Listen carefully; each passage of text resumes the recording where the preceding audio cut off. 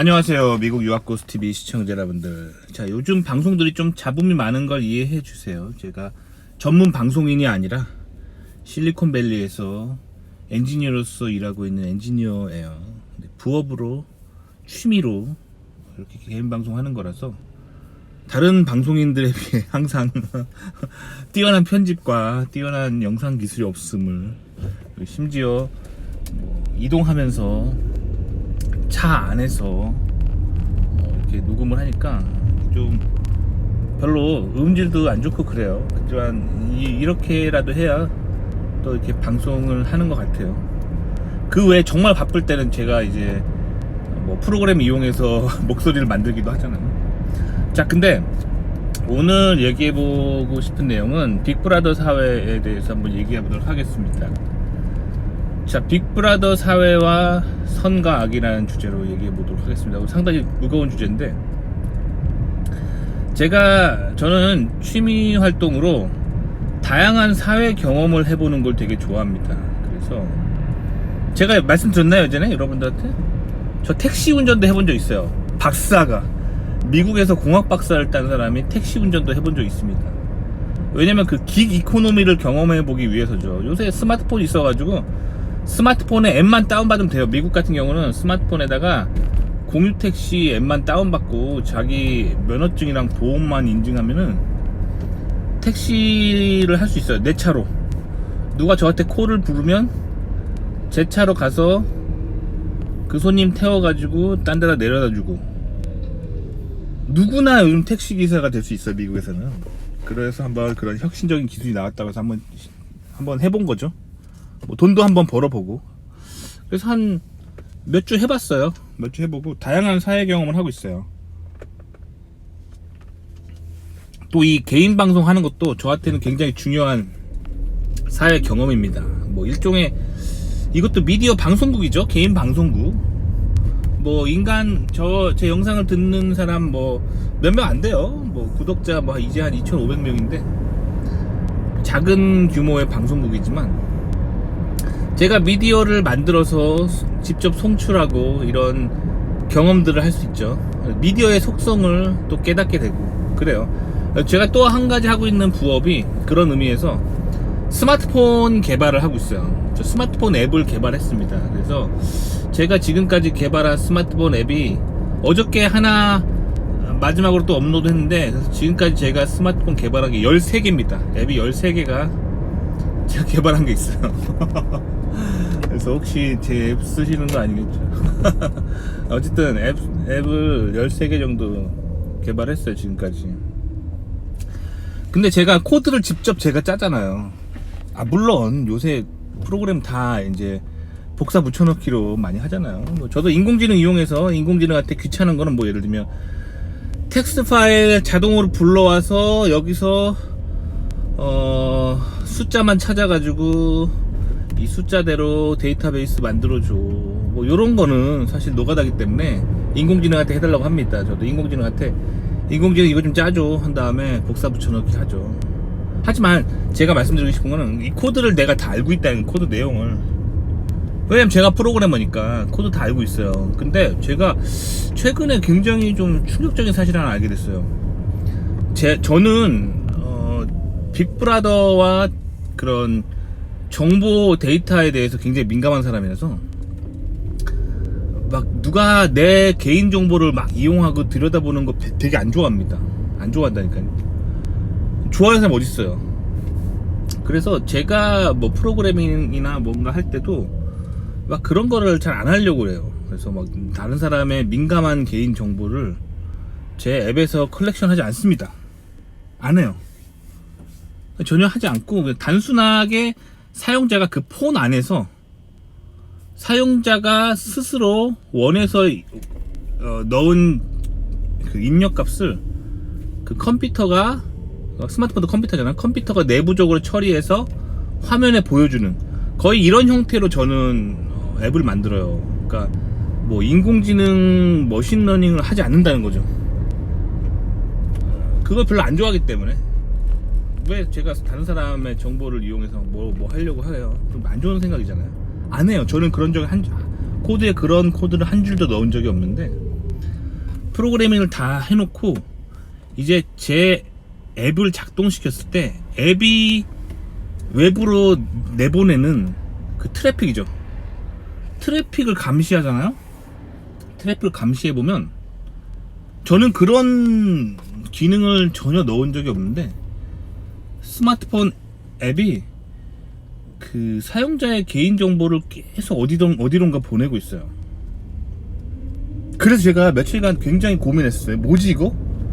나는 이런 코드를 작성한 적이 없는데, 뭐 예를 들면 저는 뭐 거의 이런 수준의 앱이에요. 뭐 예를 들면 여러분이 뭐 예를 들어볼게요. 여러분이 뭐 섭씨를 화씨로 바꾸고 싶어요. 온도를. 미국에 살다가 화씨 온도를 봤을 때 섭씨 온도를 몇 도지 하면 앱을 딱 켜고 앱에다가 섭씨 to 화씨 버튼을 누르고 지금 화씨 100도다. 그러면 그 유저가 제공한 데이터를 가지고 CPU가 섭씨로 계산해서 화면을 보여주고, 뭐 이런 거는 전혀 위험할 게 없잖아요.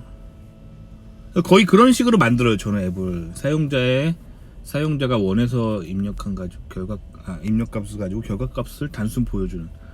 그런데 이거를 다 컴파일 해보고 실행을 하잖아요. 그러면 이 앱이 자꾸 데이터를 어디론가 막 보내요.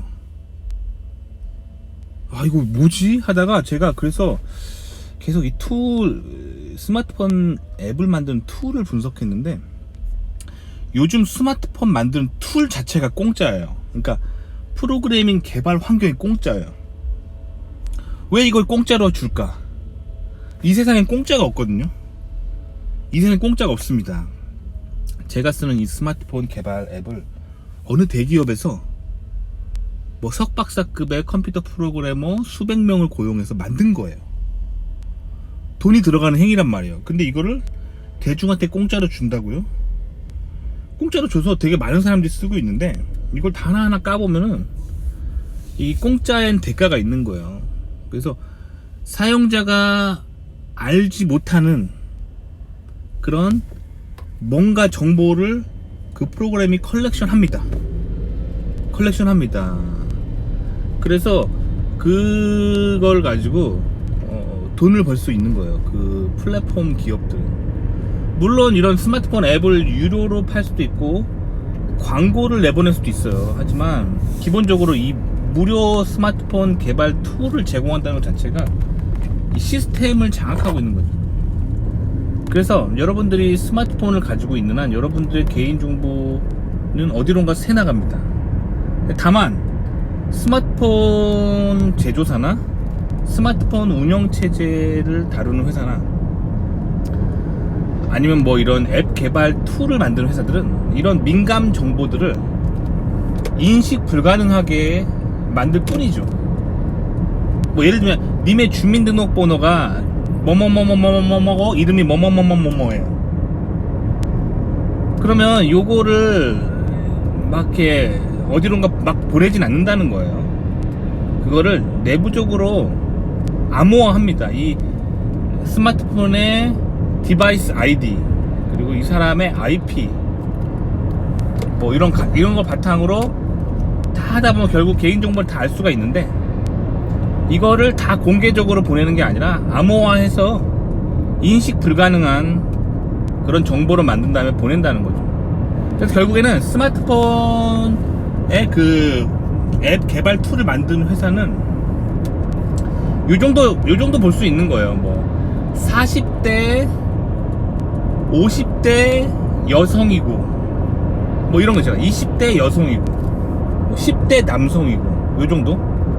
그리고 이 사람이 대충 사는 위치는 뭐 서울이고 강남이고 강남의 무슨 동이고 요 정도의 그런 정보만 볼 수 있지, 정확하게 한 명 한 명이 뭘 하는지 정도, 뭐 어떤 사람인지 이름이나 이런 거는 공개하지 않고 데이터를 주고받아요. 스마트폰 앱과 본사가. 하지만 사실 유추하면 다 알 수 있습니다.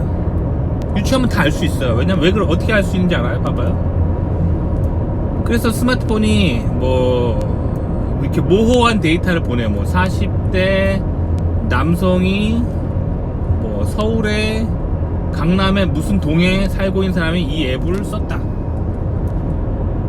요 데이터 있잖아. 그리고 IP는 뭐다. 이렇게 해서 모은 거랑 또 그 회사가 또 이메일 시스템을 가지고 있어요. 그래서 이 사람이 이메일 썼는데 IP가 뭐고 뭐 이 IP에서 보낸 메일 내용이 이거고 뭐 이런 다양한 데이터가 있거든요. 이걸 한 군데로 다 모이거든요. 이걸 다 조합하면 알 수가 있습니다. 누군지 정확하게 누군지. 하지만 그런 개인 사생활 보호 때문에 그 내부 직원들이 심지어 같은 회사 직원일지라도 이 사람의 이름이 뭐고 뭐 주민번호가 뭐고 그런 거는 모르도록 한다는 거죠.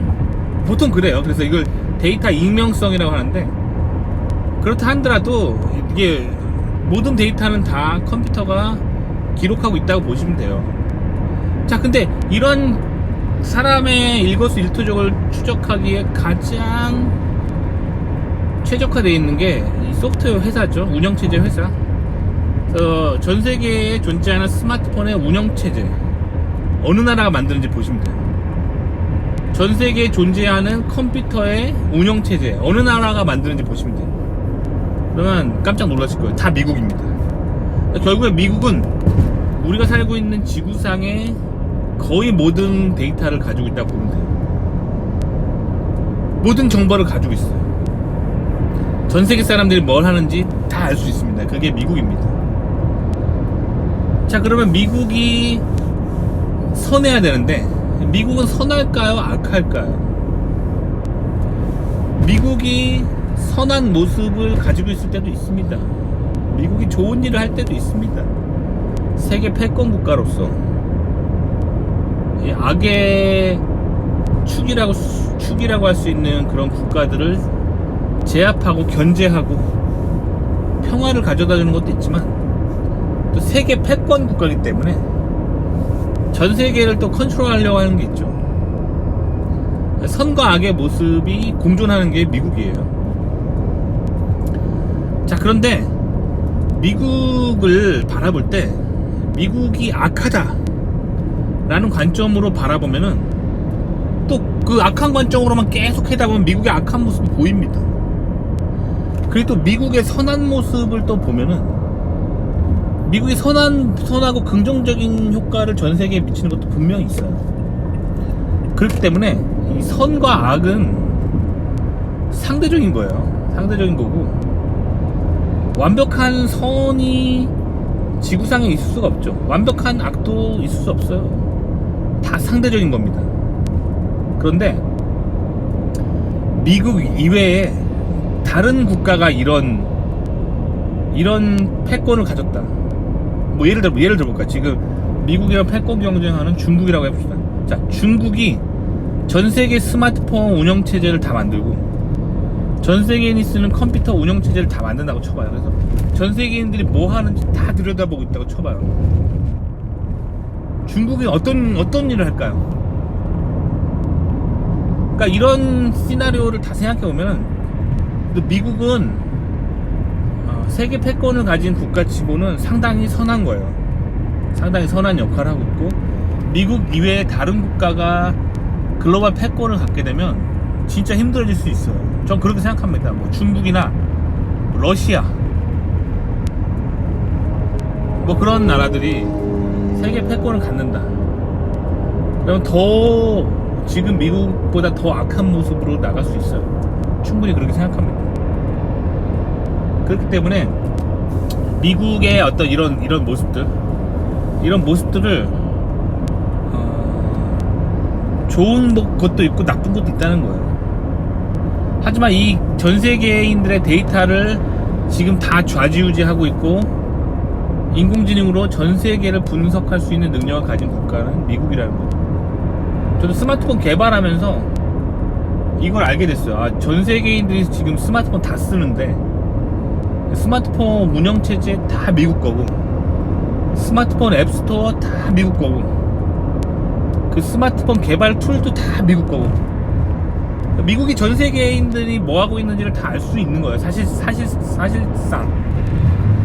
그러니까 님들이 아무리 뭐 비밀리에 뭐 예를 들어 볼게요. 뭐 비밀리에 님들이 좌파 단체를 만들어 놓고 반미를 해요. 막 미국을 몰아내고 뭐 미국을 완전 지구상에서 몰아내려고 수덕수덕 하는 모임 만들었다 쳐봐요.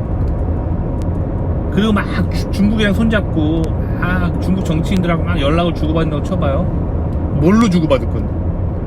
말 타고 갈 건가요? 말 타고 중국 갈 건가요? 다 스마트폰이잖아요. 스마트폰, 이메일, 컴퓨터, 인터넷으로 다 보내잖아요. 미국은 다 알고 있다라고 보시면 됩니다. 개인적인 생각이에요. 물론 제가 뭐 미국이 하고 있는 뭐 모든 걸 다 알지는 못해요. 하지만 그냥 제가 스마트폰 잠깐 개발해본 인사이트로 말하는 거예요. 미국은 뭐든지 알 수 있습니다. 이 지구상에 살고 있는 한 명 한 명이 뭘 하고 있는지 다 알 수 있습니다. 그거를 알고 있는 존재에 비하면 상당히 착한 모습을 보이고 있어요. 그래서 미국은 데이터 관련 법들이 되게 잘 돼 있거든요. 그래서 스마트폰 개발할 때 개발자가 이 개개인의 그 컬렉션의 정보를 함부로 할 수 없도록 법이 되게 잘 돼 있어요. 데이터 프라이버시를 잘 지켜주고 한 개개인의 어떤 데이터들이 외부로 유출되지 않게 관리를 되게 잘하고 법적으로 규제를 잘 하고 있고, 그리고 사용자가 원하면 언제든지 그 스마트폰 앱 개발자는 그 개인정보를 삭제해줄 의무가 있어요. 그러니까 상당히 굉장히 시스템을 합리적으로 잘 유지하고 있는 거예요. 근데 미국이 현재까지는 이런 데이터 정보나 인공지능에 있어서 상당히 선한 모습을 보여주고 있는데,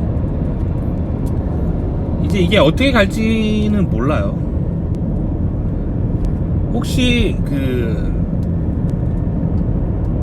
1984라고 1984라고 그 조지 오웰이 쓴 소설이죠.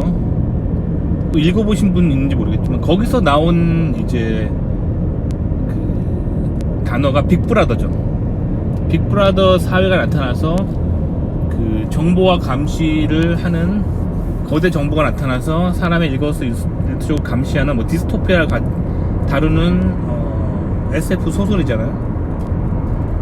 근데 사람들이 이런 스마트폰 시대가 오면서 그냥 빅브라더라는 말을 굉장히 쉽게 씁니다. 뭐 빅브라더 시스템이 오고 있다 하는데, 진짜로 1984를 사람들이 읽어본 사람이 별로 없어요. 끝까지 한번 읽어보세요. 그냥 사람들이 인터넷에서 1984 해가지고 1984의 빅브라더다 그냥 이렇게 쓰지 마시고요. 그 소설을 한번 읽어보세요. 다 읽고 나면은 깨달아지는 게 있을 거예요. 제가 살짝 스포를 드리자면 그 소설은 공산주의를 얘기한 거예요. 공산주의 국가가 오면은 그 공산주의 국가가 미래 사회에는 결국에 빅브라더를 만들어서 일거수일투족을 감시한다는 거예요. 지금 미국이 이렇게 데이터를 다 알 수 있음에도 불구하고 개개인의 데이터 프라이버시를 존중하는 이유는 이게 자유민주주의를 바탕으로 한 자본주의이기 때문에 그러는 거예요. 근데 미국도 자꾸 사회주의로 가고 공산주의로 가는 세력들이 만약에 나타나서 강해진다. 그러면 빅브라더가 나타나는 이유는 공산주의 때문입니다. 왜 그럴까요? 자유민주주의를 바탕으로 한 자본주의에서는 개개인의 어떤 보이지 않는 손이라고 하죠. 개개인의 흘린 땀과 개개인의 이기심, 개개인의 욕망, 개개인의 어떤 욕심, 개개인의 원동력으로 세상이 돌아가기 때문에 굳이 그렇게 컨트롤할 필요가 없어요. 한 명 한 명은. 그런 기술이 있다 하더라도. 근데 공산주의는 달라요. 공산주의가 추구하는 거는 모든 사람에게 똑같은 배급을 주잖아요. 근데 인간은 기본적으로 이기적인 존재란 말이에요. 그래서 뭘 막 열심히 하는 거를 안 좋아합니다. 그러면 그걸 어떻게 한 명 한 명 이 사람들이 일을 했는지 어떻게 그거를 알 거예요. 언제 출근했는지 언제 퇴근했는지 그거 어떻게 알 거예요. 그러니까 공산주의 배급 사회가 사회를 완성하려면 자연스럽게 큰 정부가 나타나고 빅 브라더가 나타날 수밖에 없습니다. 그러니까 지금 인공지능과 스마트폰 테크놀로지가 문제가 아니라 사회주의, 공산주의가 나타날 때 이제 디스토피아가 나타나는 거야. 왜냐면 일거수일투족을 감시한 후에 그 똑같은 배급을 주기 위해 그 공평함을 시스템이 공산당이 관리해야 되는 거잖아요. 공산당이. 그러니까 거기서 악이 나타나는 겁니다. 아시겠죠?